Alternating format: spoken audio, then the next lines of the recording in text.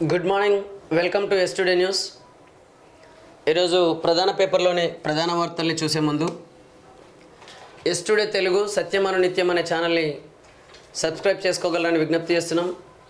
అదేవిధంగా విలువైన సమాచారం కోసం మీరు మన ఛానల్ని సబ్స్క్రైబ్ చేసుకోండి, మిగతా వారికి షేర్ చేయండి. మీకు నచ్చిన అంశాలుంటే లైక్ చేయడం ద్వారా మన ఛానల్ని ప్రోత్సహించి ఎక్కువ మందికి చేరే విధంగా ప్రయత్నం చేయాలని చెప్పేసి ప్రతి ఒక్కరికి విజ్ఞప్తి చేస్తూ ఈనాడు ప్రధాన పేపర్లోని ప్రధాన వార్తల్ని చూద్దాం. 23 నుంచి అసెంబ్లీ సమావేశాలు, 25న బడ్జెట్ నోటిఫికేషన్ జారీ. అసెంబ్లీ సమావేశాలు ఈ నెల 23న 11 గంటలకు ప్రారంభం కానున్నాయి. ఈ సమావేశాల్లోనే ప్రభుత్వం పూర్తిస్థాయి బడ్జెట్ ప్రవేశపెట్టనుంది. 24 శాసనమండలి సమావేశాలు ప్రారంభమవుతాయి. ఈ మేరకు గవర్నర్ రాధాకృష్ణన్ నోటిఫికేషన్ జారీ చేసి, అంటే 24న శాసనమండలి సమావేశాలు ప్రారంభమవుతాయి. ఈ మేరకు గవర్నర్ రాధాకృష్ణన్ నోటిఫికేషన్ జారీ చేశారు. గత డిసెంబర్లో రాష్ట్రంలో కాంగ్రెస్ ప్రభుత్వం అధికారంలోకి వచ్చింది. లోక్సభ ఎన్నికల దృష్ట్యా కేంద్రం ఓట్ ఆన్ అకౌంట్ బడ్జెట్ ప్రవేశపెట్టడంతో రాష్ట్ర ప్రభుత్వం కూడా ఓట్ ఆన్ అకౌంట్ బడ్జెట్ని ప్రవేశపెట్టింది. ఈ నెల 23న కేంద్ర పార్లమెంట్లో పూర్తి స్థాయి బడ్జెట్ ప్రవేశపెట్టనుంది అనేటటువంటి వార్తను మనం చూడాలి. మరి అసెంబ్లీ సమావేశాలు అయితే ప్రారంభం కానున్నాయి.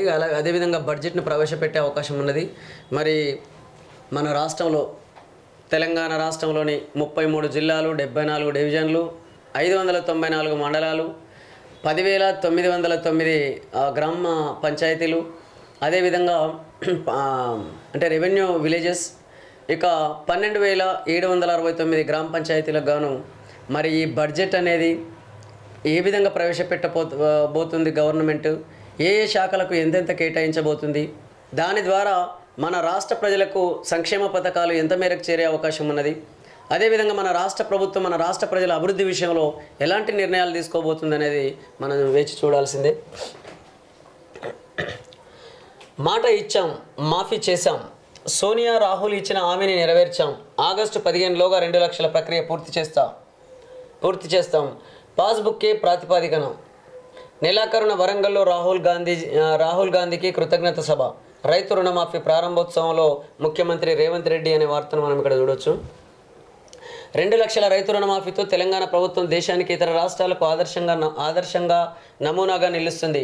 గతంలో జడ్పీటీసీ సభ్యుడిగా, ఎమ్మెల్సీగా, ఎమ్మెల్యేగా, ఎంపీగా పనిచేసా. 16 ఏళ్ల నా రాజకీయ జీవితంలో ఈరోజు మరుపురానిది అని చెప్పేసి సీఎం రేవంత్ రెడ్డి గారు చేసినటువంటి వ్యాఖ్యల్ని మనం ఇక్కడ చూడొచ్చు. వరంగల్ సభలో రాహుల్ గాంధీ రైతు డిక్లరేషన్ ప్రకటించారు. 2 లక్షల రుణమాఫీకి హామీ ఇచ్చారు. 2023 సెప్టెంబర్ 17న కాంగ్రెస్ అధినేత్రి సోనియా గాంధీ గారు 6 గ్యారంటీలతో పాటు రైతు రుణమాఫీ హామీ ఇచ్చారు. కాంగ్రెస్ అగ్రనేతలు ఇచ్చిన హామీ ప్రకారం మంత్రివర్గ సహచరులు, అధికారుల సహకారంతో రుణమాఫీ హామీని నిలబెట్టుకున్నాం. కాంగ్రెస్ మాట ఇస్తే శిలాశాసనమని రుణమాఫీ అమలుతో మరోసారి రుజువైంది.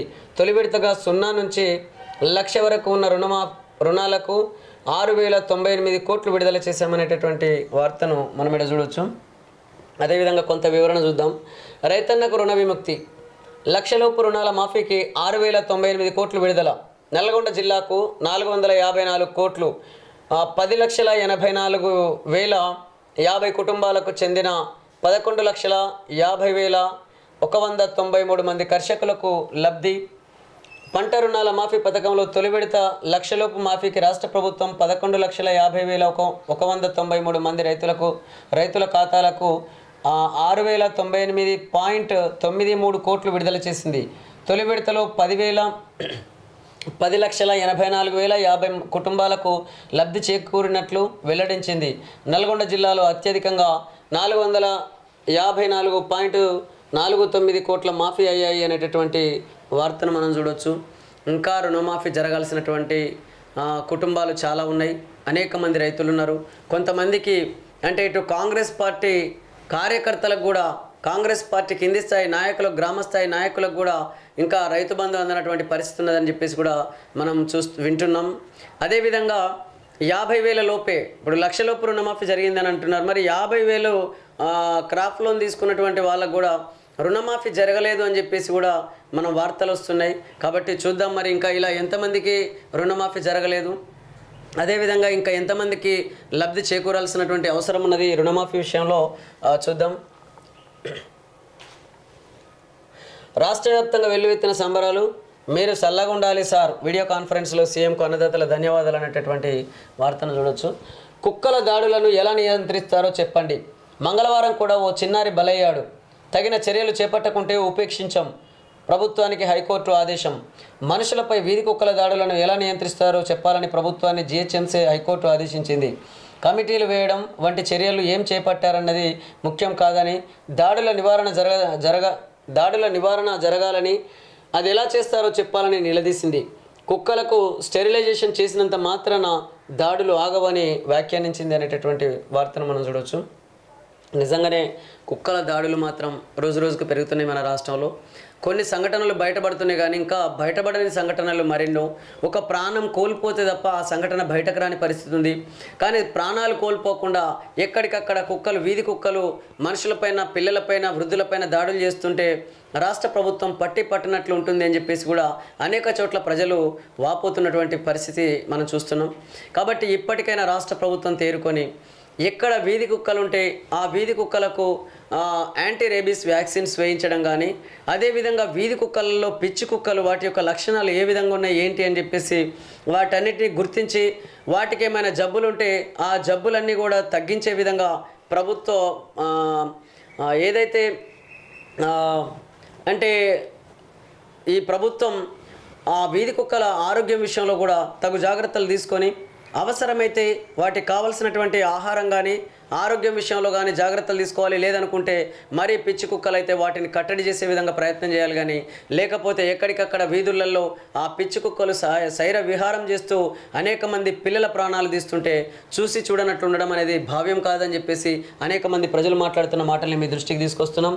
అదేవిధంగా మన రాష్ట్ర హైకోర్టు కూడా హెచ్చరించినటువంటి వార్తను మనం చూడొచ్చు.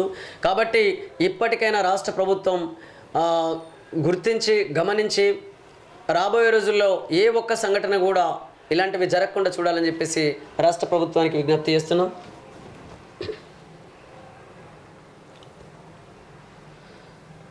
పెద్దవాగు ప్రాజెక్టుకు భారీ గండి. దాదాపు 250 మీటర్ల పొడవున కొట్టుకుపోయిన ఆనకట్ట. జలదిగ్బంధంలో తెలంగాణ, ఏపీ పరిధిలోని 14 గ్రామాలు, 2000 కుటుంబాలపై వరద ప్రభావం. సెల్ ఫోన్లు పనిచేయకపోవడంతో ఏం జరుగుతుందో తెలియని దుస్థితి. వాగులో చిక్కుకున్న 28 మందిని హెలికాప్టర్తో రక్షించిన సిబ్బంది. భారీ వర్షాలకు వరద పోటెత్తడంతో భద్రాద్రి కొత్తగూడెం జిల్లా అశ్వరావుపేట మండలంలో ఉన్న తెలంగాణ, ఆంధ్రప్రదేశ్ ఉమ్మడి ప్రాజెక్టు పెద్దవాగు 250 మీటర్ల పొడవున గండిపడింది. ప్రాజెక్టు గరిష్ట నీటి మట్టం 18.6 అడుగులు దాటడం, 3 క్రస్ట్ గేట్లలో ఒకటి పనిచేయకపోవడంతో గురువారం రాత్రి 7.45 గంటల సమయంలో కట్ట తెగింది. దిగువన అశ్వరావుపేట మండలం గుమ్మడవల్లి, కోయగాపురం, కొత్తూరు, రామక్కపేట గ్రామాలకు పాక్షికంగా నష్టం జరగగా, ఏపీలోని ఏలూరు జిల్లా వేలేరుపాడు మండలం కమ్మరిగూడెం, ఒంటిబండ, కోయమాదారం, కొత్త పూచిరాల, పాత పూచిరాల, అల్లూరి నగర్, సొందిగొల్లగూడెం, వసంతవాడ, గుల్లవాయి, వేలేరుపాడు గ్రామాలకు భారీగా నష్టం సంభవించింది అనేటటువంటి వార్తను మనం ఇక్కడ చూడొచ్చు.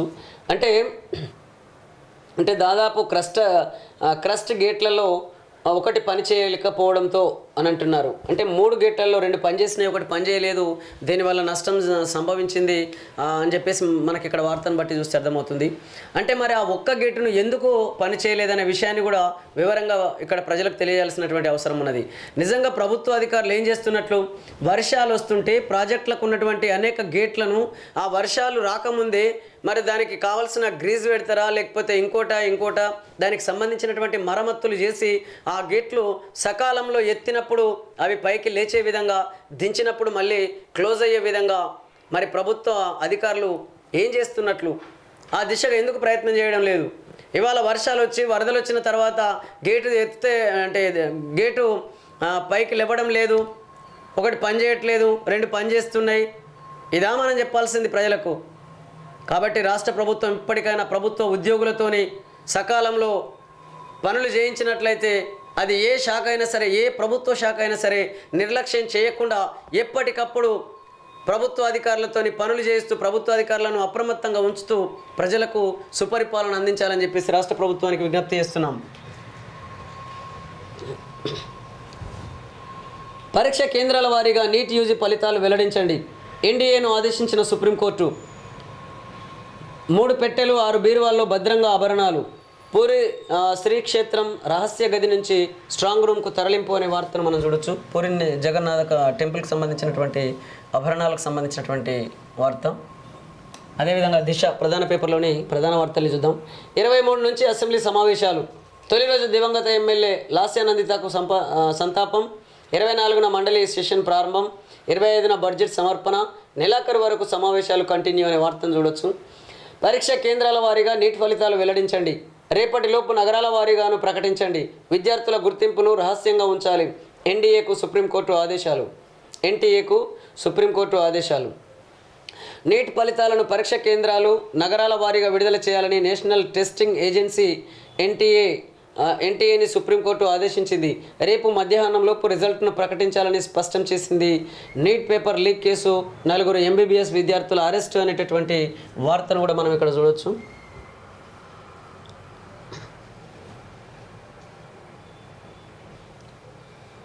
సవాల్ విసిరి తప్పు చేశామా, ఎరక్కపోయి ఇరుక్కుపోయామా? రుణమాఫీపై గులాబీ నేతల్లో అంతర్మదనం. అమలు చేస్తే రాజీనామా అంటూ గతంలో పలువురి ఛాలెంజ్. తాజాగా ఫస్ట్ ఫేజ్ కంప్లీట్ చేసిన సర్కారు అనుకున్న టైంలో పూర్తి చేసేలా ప్రణాళికలు. రుణమాఫీ విషయంలో విసిరిన సవాళ్ల విషయంలో బీఆర్ఎస్ నేతలు ఆలోచనలో పడ్డారు. సీఎం రేవంత్ రెడ్డిని అనవసరంగా రెచ్చగొట్టి తప్పు చేశామా అని మదన పడుతున్నారని గులాబీ పార్టీలో చర్చలు జరుగుతున్నాయి. తాజాగా 1,00,000 వరకు రైతు రుణమాఫీలోనూ ప్రభుత్వం మాఫీ చేయడంతో బీఆర్ఎస్ నేతల్లో ఆందోళన మొదలైంది అనేటటువంటి వార్తను మనం ఇక్కడ చూడొచ్చు. రాజీనామాకు నేను రెడీ. ఆగస్టు 15 లోపు రుణమాఫీ 6 గ్యారంటీలను సంపూర్ణంగా అమలు చేయాలి. లేదంటే నువ్వు రిజైన్ చేస్తావా? సీఎం రేవంత్కు హరీష్ రావు సవాల్. 11 లక్షల మందిని ఎలా ఎంపిక చేస్తారు? 1,00,000 వరకు రుణం తీసుకున్నది 40 లక్షల పైచిలుకు రైతులు అని చెప్పేసి కేటీఆర్ చేసినటువంటి వాక్యాన్ని మనం ఇక్కడ చూడొచ్చు. 6,098 కోట్లు 11.50 లక్షల ఖాతాల్లో జమ. ఫస్ట్ ఫేజ్ రుణమాఫీని ప్రారంభించిన సీఎం. రాష్ట్ర వ్యాప్తంగా రైతుల సంబరాలు అనేటటువంటి వార్తను మనం చూడొచ్చు. దాన్ని ఇంతకుముందు పేపర్లో కూడా మనం చదివాం. వీధి కుక్కల నియంత్రణలో సర్కారు ఫెయిల్. ఇప్పటి వరకు తీసుకున్న చర్యలేంటి? స్టెరిలైజేషన్తో దాడులను ఆపగలరా? రోడ్లపై వ్యర్థాల కారణంగానే కుక్కల స్వైర విహారం. ప్రభుత్వంపై హైకోర్టు ఆగ్రహం. తదుపరి విచారణ వచ్చే వారానికి వాయిదా. రాష్ట్రంలో వీధి కుక్కల నియంత్రణలో రాష్ట్ర ప్రభుత్వం విఫలమైందని హైకోర్టు ఆగ్రహం వ్యక్తం చేసింది. రోడ్లపై వ్యర్థాల కారణంగా కుక్కల స్వైర విహారం ఎక్కువైందని వ్యాఖ్యానించింది అనే వార్తను మనం ఇక్కడ చూడొచ్చు. కాబట్టి నిజంగానే ఎక్కడికక్కడ చెత్త చెదారం తినుబండరాలు ఎక్కడికక్కడ పడేసి కూడా కుక్కలు అక్కడ ఒక చోటికి చేరి గుమిగూడి ఇక అవి ఇష్టానుసారంగా ప్రవర్తిస్తున్నటువంటి పరిస్థితి ఉన్నదని చెప్పేసి కూడా కొంతమంది మాట్లాడుతున్న మాటల్ని మీ దృష్టికి తీసుకొస్తున్నాను. 70% మంది రైతులకు వర్తించని రుణమాఫీ. రుణాల్లో 10వ వంతు మాత్రమే చెల్లింపు. మిగతా వారికి ఎందుకు మాఫీ చేయలేదు? రాష్ట్ర ప్రభుత్వం కారణాలు వెల్లడించాలి. అసలుతో పాటు వడ్డీ సైతం చెల్లించాలి. కాంగ్రెస్కు రైతుల పట్ల చిత్తశుద్ధి లేదు. కేంద్ర మంత్రి బండి సంజయ్. 70% మంది రైతులకు రుణమాఫీ వర్తించకపోవడం దారుణమని కేంద్ర మంత్రి బండి సంజయ్ విమర్శించారు. రాష్ట్ర వ్యాప్తంగా 39 లక్షల మంది రైతులు రుణమాఫీ కోసం ఎదురు చూస్తుంటే వారిలో 11 లక్షల మందికి మాత్రమే మాఫీ వర్తింపజేయడం అన్యాయమన్నారు అని చెప్పేసి బండి సంజయ్ గారు చేసినటువంటి వాక్యాన్ని మనం ఇక్కడ చూడొచ్చు.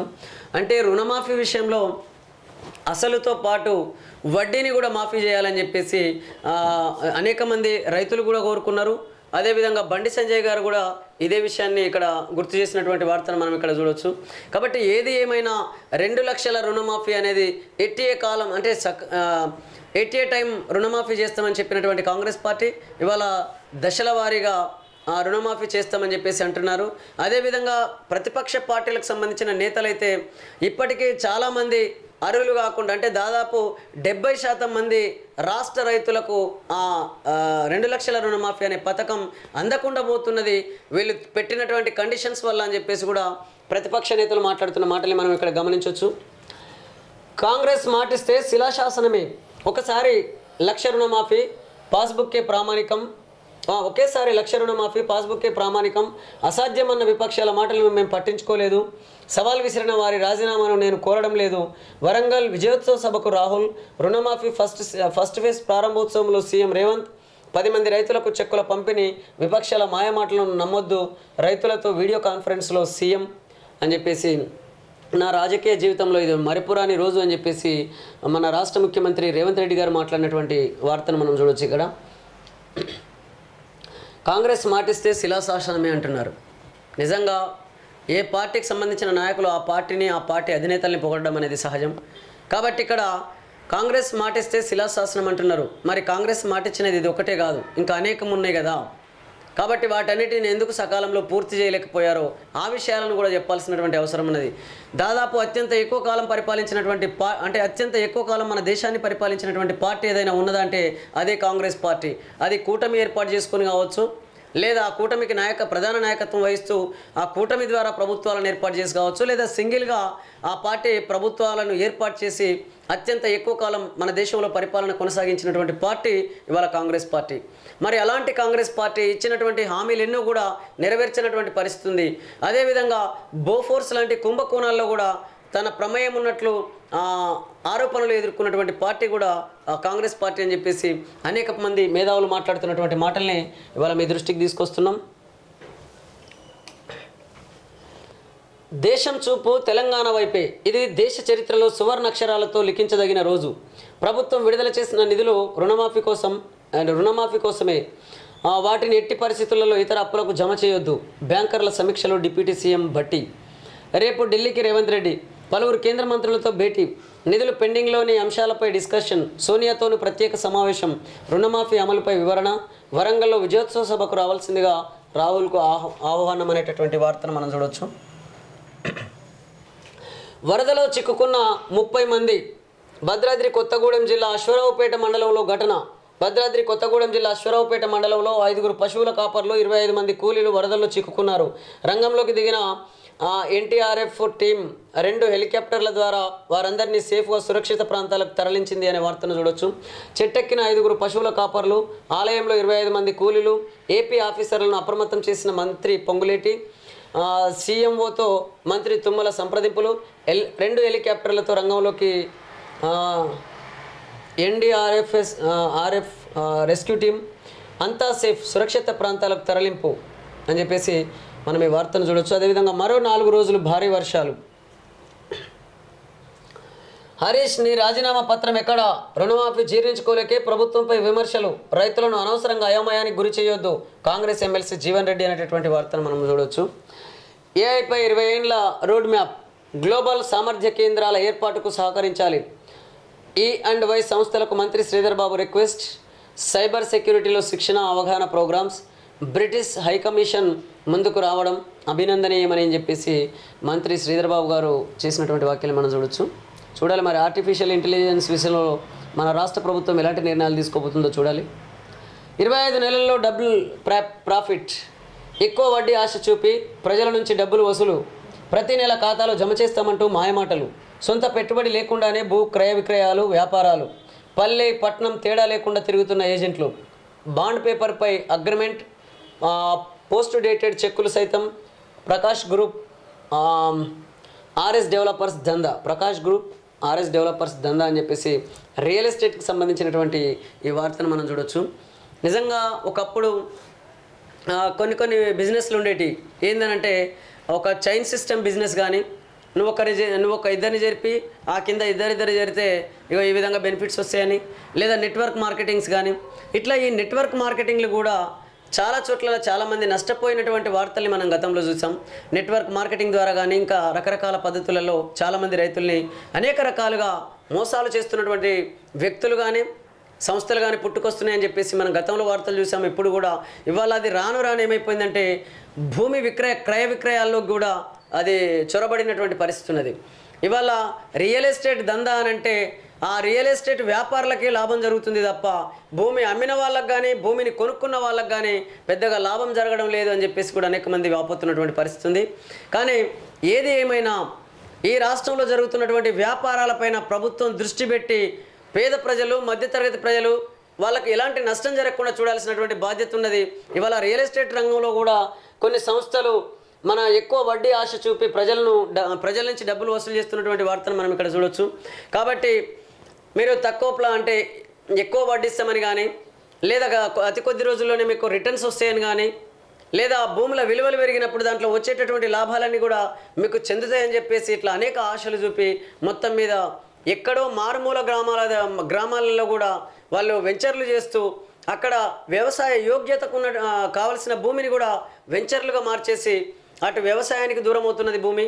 అదేవిధంగా ఆ భూమి ద్వారా కూడా ఎలాంటి లాభం జరగకపోగా దానితో పాటు అనేక మంది ప్రజలు అత్యంత ఎక్కువ రేట్లకు ఖరీదు చేసి ఆ ప్లాట్లను ఆ తర్వాత లబోదిబోం అంటున్నటువంటి పరిస్థితి మన రాష్ట్రంలో ఉన్నదని చెప్పేసి ఇలాంటి ఎన్నో వార్తల్ని మనం చూస్తున్నాం. అదేవిధంగా చాలామంది ప్రజలు కూడా తెలంగాణ ప్రజలు మాట్లాడుతున్న మాటల్ని ఇవాళ మీ దృష్టికి తీసుకొస్తున్నాను. ఘోర రైలు ప్రమాదం, పట్టాలు తప్పిన దిబ్రూగఢ్ ఎక్స్ప్రెస్, 3 మృతి 25 మందికి గాయాలు. ఉత్తరప్రదేశ్లో ఘటన, మృతుల కుటుంబాలకు 10 లక్షల పరిహారం. యూపీ సీఎం, ఘటనకు మోడీనే బాధ్యత వహించాలి ఖర్గే అనేటటువంటి వార్తను మనం చూడొచ్చు. నిజంగా రైలు ప్రమాదాలు అనేటివి మనం అప్పుడప్పుడు అక్కడక్కడ చూస్తూనే ఉన్నాం. కానీ రైల్వే శాఖ ఎప్పటికప్పుడు అప్రమత్తంగా ఉండి ఎలాంటి ప్రమాదాలు జరగకుండా కట్టుదిట్టమైనటువంటి చర్యలు చేపట్టాల్సినటువంటి అవసరం ఉన్నది. ఆ దిశగా కేంద్ర ప్రభుత్వాన్ని ఫామ్ చేసినటువంటి ఏ పార్టీ అధినేతలైనా సరే ఈ దేశం మన కుటుంబం, ఈ దేశ ప్రజలు మన కుటుంబ సభ్యుల్లాగా భావించి ఏ ఒక్కరు ఎలాంటి ప్రమాదాల వల్ల మరణాలు మరణించకుండా చూడాలని చెప్పేసి కేంద్ర ప్రభుత్వానికి విజ్ఞప్తి చేస్తున్నాం. అదేవిధంగా నమస్తే తెలంగాణ ప్రధాన పేపర్లోని ప్రధాన వార్తల్ని చూద్దాం. 10 ఏళ్ళు అద్భుతం, కేసీఆర్ హయాంలో తెలంగాణ గణనీయ పురోగతి. 2023-24 నివేదికలో నీతి ఆయోగ్ ప్రశంసల వర్షం. పేదరిక నిర్మూలనలో దేశంలోనే 2వ ర్యాంక్. విద్యుత్ సరఫరాలో అగ్రగామిగా రాష్ట్రం. 8 విషయాల్లో జాతీయ సగటు కంటే ముందంజ. డజన్ కీలక అంశాల్లో ఎంతో మెరుగు. కేసీఆర్ 10 ఏళ్ల హయాంలో తెలంగాణలో 100 ఏళ్ల విధ్వంసం జరిగిందని, రాష్ట్రం అన్ని రంగాల్లో అందపాతాళానికి చేరుకుందంటూ తప్పుడు ప్రచారం చేస్తున్న కాంగ్రెస్ అగ్రనేతలందరికీ చెంపపెట్టుల వార్త ఇది.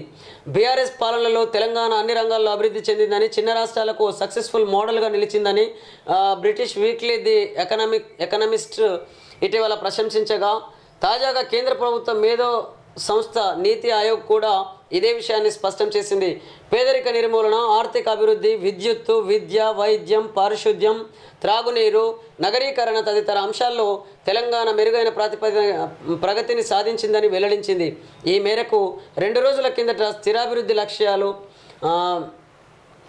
ఏఎస్డిజి ఇండియా సూచి 2023-24 నివేదికలో పలు వివరాలు వివరించింది అనేటటువంటి వార్తను మనం ఇక్కడ చూడొచ్చు. తగ్గిన పేదరికం, దేశంలో అతి తక్కువ పేదరికం ఉన్న రాష్ట్రాల్లో తెలంగాణ 2వ స్థానంలో నిలిచినట్టు నీతి ఆయోగ్ నివేదిక వెల్లడించింది. 2005-6 నుంచి ఇప్పటి వరకు దేశంలో బహుముఖ పేదరికంపై మల్టీ డైమెన్షనల్ పావర్టీ నీతి ఆయోగ్ విడతల వారీగా నివేదికలను విడుదల చేస్తూ వస్తున్నది. తాజా నివేదిక ప్రకారం దేశంలో సగటున మొత్తం మీద అయితే తెలంగాణ రాష్ట్రం అనేది చాలా పేదరిక నిర్మూలనలో గత 10 సంవత్సరాల పరిపాలనలో పేదరిక నిర్మూలనలో ముందంజలో ఉంది అని చెప్పేసి మనం ఈ వార్తను చూస్తున్నాం. కానీ మరి నిజంగా ఇది అధ్యయనం ఎలా చేస్తుంది ఏంటి అనే విషయాన్ని మనం ఆ లోతుల్లోకి వెళ్లకుండా ఒక విషయం అయితే మనం గమనించాలి. నిజంగానే కనుక ఈ రాష్ట్ర ప్రభుత్వం ఇవాళ ఈ రాష్ట్రాన్ని అభివృద్ధిలో ముందంజలో ఉంచినట్లయితే మరి ఇప్పటి వరకు కొనసాగుతున్నటువంటి రైతుల ఆత్మహత్యలు, దేనికోసం రైతులు ఆత్మహత్యలు చేసుకుంటున్నారు? ఆటో కార్మికులు ఒకవైపు ఆత్మహత్యలు చేసుకుంటున్నారు, అదేవిధంగా మరొక వైపు మహిళా రైతులు కూడా ఆత్మహత్యలు చేసుకున్నటువంటి పరిస్థితి ఉంది. ఇట్లా ఒకరు ఇద్దరు అని కాదు, ఆర్థిక సమస్యలతోని అనేక మంది ఈ రాష్ట్రంలో ఆత్మహత్యలు చేసుకుంటున్నారు అనంటే మరి దానికి కారణం ఎవరు? అదేవిధంగా అభివృద్ధిలో ముందంజలో ఉంటే మరి రాష్ట్రం లక్షల కోట్ల అప్పుల పాలైనటువంటి పరిస్థితి మరి ఎందుకు మనం ఇక్కడ రాష్ట్ర ప్రభుత్వం గమనించడం లేదో అర్థం కావట్లేదు. అదేవిధంగా ఇక్కడ ఈ సర్వేలన్నీ కూడా చూసినట్లయితే మరి సర్వేలలోనేమో చాలా గొప్పగా కనబడుతున్నది, మరి వాస్తవ పరిస్థితులు చూసినట్లయితే చాలా అధ్వాన్నంగా కనబడుతున్నాయని చెప్పేసి అనేక మంది తెలంగాణ మేధావులు మాట్లాడుతున్నటువంటి మాటల్ని మీ దృష్టికి తీసుకొస్తున్నాను. మాఫీ మాయాజాలం, సర్కారు చెప్తున్న లెక్కల్లో గందరగోళం. లక్షలోపు రుణమున్నా కనిపించని పేర్లు. అస్పష్ట జాబితాలతో రైతుల్లో ఆందోళన. అర్హుల జాబితా విడుదలలో గోప్యత. లబ్ధిదారుల జాబితా మాత్రమే ప్రకటన. రైతుల సందేహాలకు బ్యాంకర్ల మౌనం. ఫ్యాక్స్ రైతులకు 2 రోజుల్లో మాఫీ. అడంగల్ అన్నదాతల ఆశలు ఆవిరి. కొత్తగూడెంలో సహకార సంఘంలో 720 మంది అన్నదాతలకు రుణమాఫీ నిల్. అనేక సందేహాలు. అంతకు మించిన అస్పష్టతతో రుణమాఫీ ప్రక్రియ ప్రారంభమైంది. ఎవరికి మాఫీ అయ్యిందో ఎవరికి కాలేదో అందుకు కారణం ఏంటో కూడా తెలియని గందరగోళ పరిస్థితి నెలకొన్నది. 2 లక్షల రుణమాఫీలో భాగంగా ప్రభుత్వం గురువారం 1 లక్ష వరకు గల రుణాలను మాఫీ చేసింది. అయితే పూర్తి వివరాలతో ప్రభుత్వం జాబితా ఇవ్వకపోవడం, గోప్యత పాటించడంతో రైతుల్లో గందరగోళం నెలకొన్నదని, దీనికి తోడు రుణమాఫీ పొందిన రైతుల జాబితాను చాలా చోట్ల ప్రదర్శించలేదు, రైతులకు సమాచారం కూడా అందించలేదు. దీంతో రైతులు జాబితాలో తమ పేరు ఉందో లేదోనని ఆరా తీస్తున్నారు. తమకు 1 లక్షలోపే రుణం ఉన్నదని, అయినా జాబితాలో తమ పేరు ఎందుకు రాలేదని అధికారులను ప్రశ్నిస్తున్నారు. మరో దఫాలోనైనా తమ రుణం మాఫీ అవుతుందా అని ఆరాధిస్తున్నారు. ప్రభుత్వం విడుదల చేసిన రుణమాఫీ జాబితాపై గ్రామాల్లో గందరగోళం నెలకొన్నది. జాబితాలు అస్పష్టంగా ఉండడంతో రైతులు ఇబ్బంది పడుతున్నారనేటటువంటి వార్తను మనం చూడొచ్చు ఇక్కడ. కాబట్టి ఇప్పటికైనా రాష్ట్ర ప్రభుత్వం ఇలాంటి అవకతవకలు జరగకుండా చూడాల్సినటువంటి బాధ్యత ఉన్నది. ఇవాళ కేసీఆర్ మాఫీ చేసిండు, ఇప్పుడు కాలే. కేసీఆర్ సర్కారు ఉన్న కాలంలో చెప్పినట్టు రైతులందరికీ రుణమాఫీ చేసిండు. కానీ కాంగ్రెస్ ప్రభుత్వం కొందరికే ఇచ్చి మిగిలిన వాళ్ళకి ఇవ్వకుంటే మంచిగా ఉండదు. మా బాధలు రేవంత్ సార్ అర్థం చేసుకోవాలి. రైతులందరికీ రుణమాఫీ చేయాలి. నేనైతే పంటలు వేసినందుకే 45,000 అప్పు తెచ్చిన, 1 లక్షలోపు లోన్ మాఫీ చేస్తామని చెప్పిండ్రు. కానీ లిస్టులో నా పేరు లేదు. నేను రైతును కాదా? రాములు రైతు, మరికల్, నారాయణపేట జిల్లాకు సంబంధించినటువంటి రైతు మాటల్ని మనం ఇక్కడ చూడొచ్చు. అదేవిధంగా కాంగ్రెస్ నేతను మాకే రాలే, మా అమ్మ జాల లక్ష్మి పేరిట 50,000 పాత భీమదేవరపల్లి మండలం ముల్కనూరులోని కెనరా బ్యాంకులో క్రాప్ లోన్ తీసుకున్నాం. కానీ మా కాంగ్రెస్ సర్కారు ప్రకటించిన 1 లక్షలోపు రుణమాఫీ రుణాలల్లో మా అమ్మ పేరు లేదు. చాలా బాధ అనిపించింది. గ్రామ స్థాయిలో కాంగ్రెస్ నాయకుడిగా ఉన్న నాకే ఇట్లా జరిగితే ఎట్లా? ఎవరికి చెప్పుకోవాలి? అర్థం కాని పరిస్థితి నాది. మా ఇంట్లోనే రుణమాఫీ జరగలేదు. నేను బయటకు పోయి ఏం మాట్లాడతా?